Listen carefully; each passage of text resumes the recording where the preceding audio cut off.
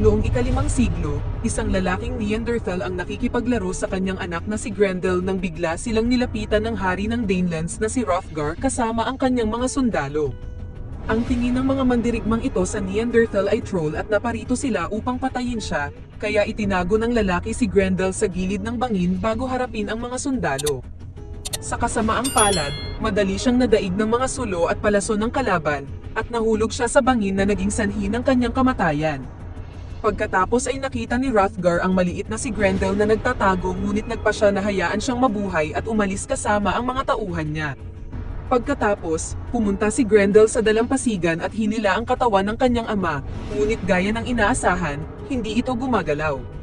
Sa pagtanggap sa malungkot na katotohanan, kumuha si Grendel ng espada at pinutol ang ulo ng kanyang ama para iuwi ito.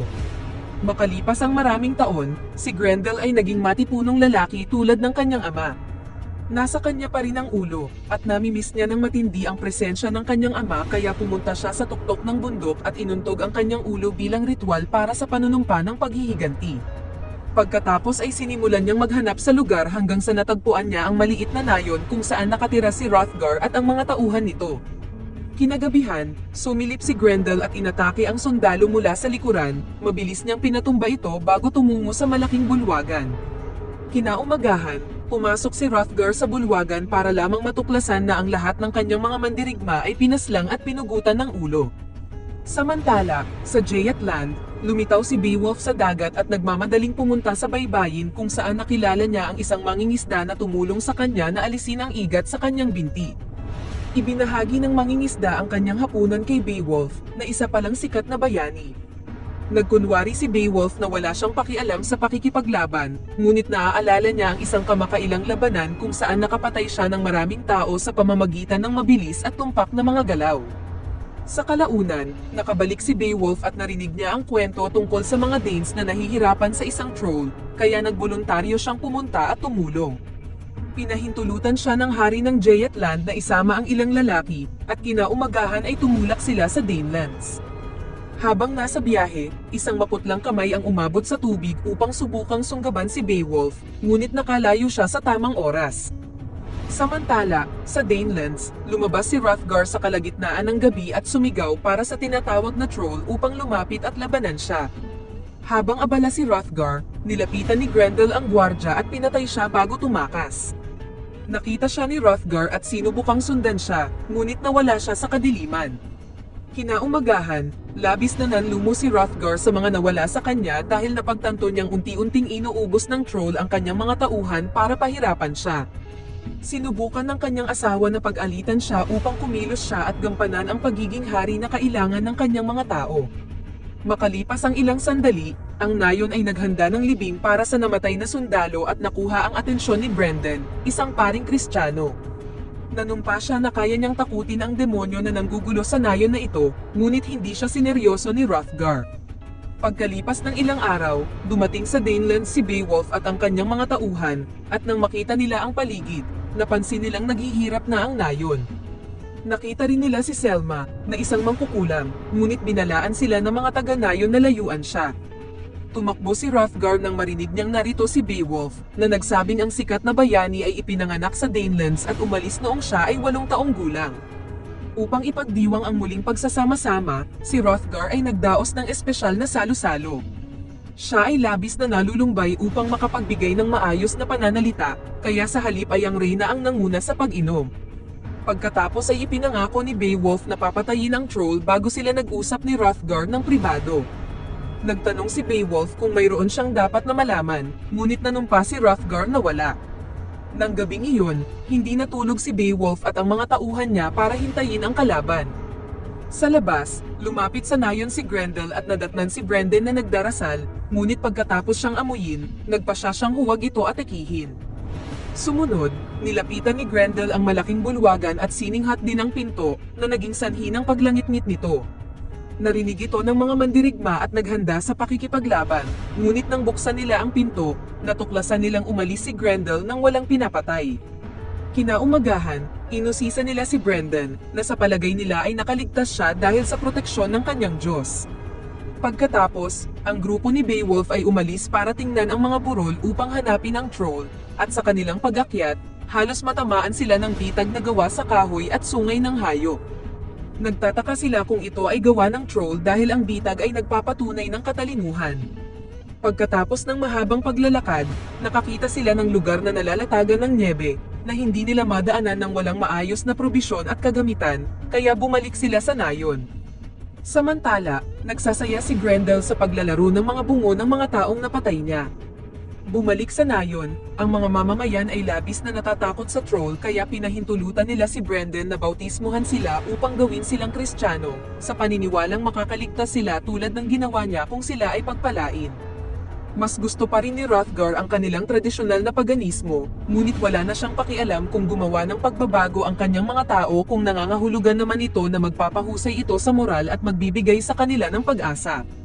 Makalipas ang ilang sandali, pinuntahan ni Beowulf si Selma, na nagbahagi ng hula. Ang pagkamatay ng troll ay nagkakahalaga ng malaking kabayaran sa Danelands at Jeyatlan.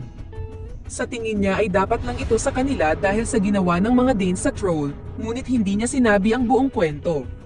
Pagkatapos, pumunta si Beowulf kay Hrothgar at nagtanong ng ilang mga katanungan at sinabing ang troll ay hindi pumapatay ng mga bata, babae, o matatandang lalaki, ibig sabihin, nakikipaglaban ito ng may malinis na puso. Hindi maintindihan ni Beowulf kung paano nagsimula ang lahat at nag-aalala dahil dito, na naging sanhi ng galit ni Hrothgar at sinigawan si Beowulf dahil sa paniniwala niya sa baliw na mangkukulam. Sa kalagitnaan ng gabi, ang mga mandirigma ay nakarinig ng ingay at nagmamadaling lumabas upang lumaban, ngunit muli ay wala silang nakita. Pagkatapos nilang bumalik sa loob, lumabas si Grendel sa kanyang pinagtataguan at tumakbo palayo. Kinabukasan, nakita ni Beowulf si Hrothgar na nagsasanay gamit ang espada at mabilis na sumuko. Lumapit siya at hinamon ang kalaban ni Hrothgar, tinalo niya ito sa ilang mabilis na galaw habang itinuturo sa kanya na laging may lugar ang takot. Sumunod, hiniling ni Beowulf kay Selma na basahin ang kanyang hinaharap, ngunit ang ritual ay naantala nang makarinig sila ng ilang kakaibang ingay. Nagmamadaling lumabas si Beowulf at nakita niya si Grendel na tumatakbo palayo, kaya agad siyang sumakay sa kabayo at hinabol siya hanggang sa kabundukan. Umakyat si Grendel sa lugar na hindi siya maaabot ni Beowulf at nagsalita sa kanyang wika, ngunit sa kabutihang palad ay nandoon si Selma na nagsalin para sa kanya. Lumalabas na ayaw sa lakayin ni Grendel si Beowulf dahil hindi siya Danes, at nang sigawan siya ni Beowulf para insultuhan at ipaliwanag na ipinanganak siya dito, binato lang siya ni Grendel ng bato at umalis. Si Beowulf na nalilito ay lumingon kay Selma, na nagpaliwanag na hindi siya lalabanan ni Grendel dahil walang ginawang masama sa kanya si Beowulf. Sa kanilang pagbabalik, hiniling ni Beowulf na malaman kung bakit nasa labas ng kubo ni Selma ang troll, kaya ipinaliwanag niya na gusto niya si Grendel dahil kapag nasa paligid siya, hindi na siya pinupuntahan ng mga lalaki mula sa nayon upang pagsamantalahan siya. Nagulat si Beowulf nang marinig na may pangalan ang troll. Pagkatapos, pinuntahan ni Beowulf si Hrothgar upang ipaliwanag na sa palagay niya ay naghihintay lang si Grendel na umalis siya at ang kanyang mga tauhan bago muling umatake.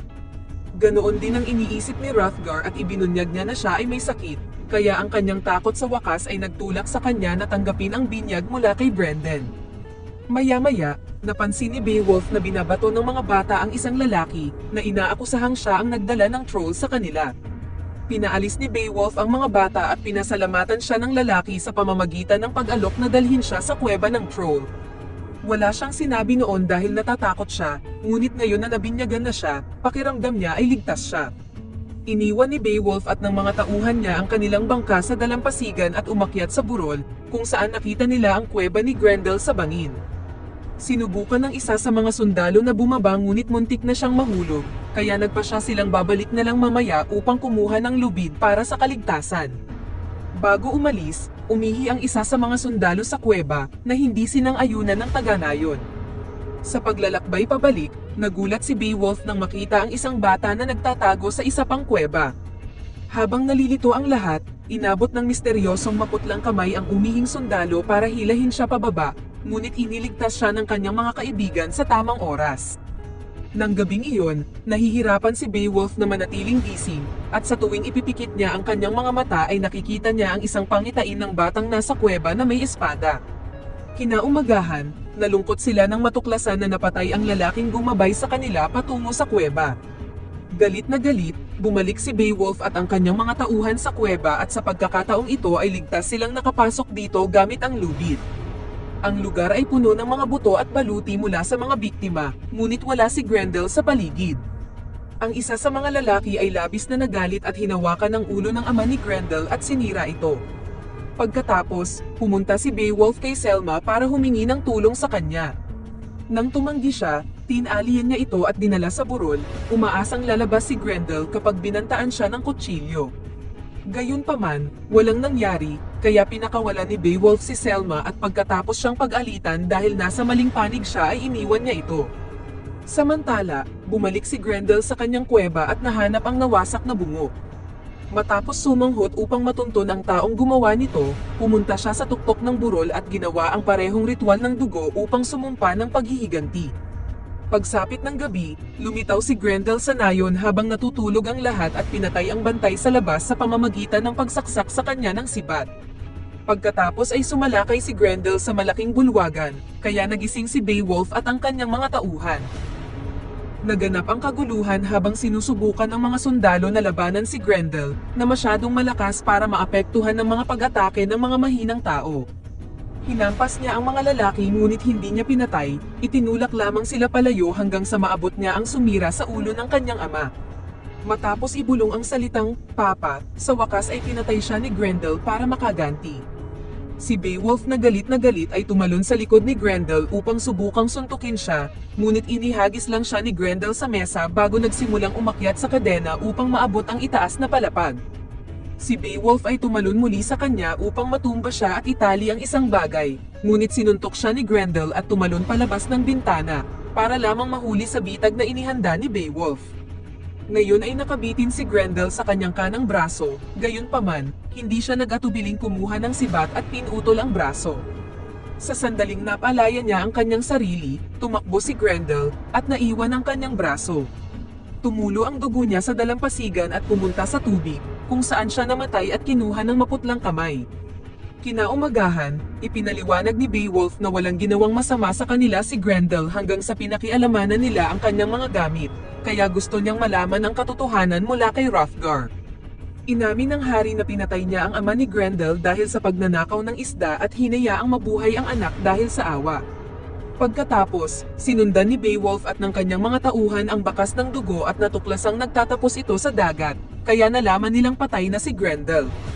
Nang gabing iyon, ang nayon ay nagkaroon ng salo-salo upang ipagdiwang ang pagkawala ni Grendel, at ang kanyang braso ay idinisplay bilang isang tropeyo.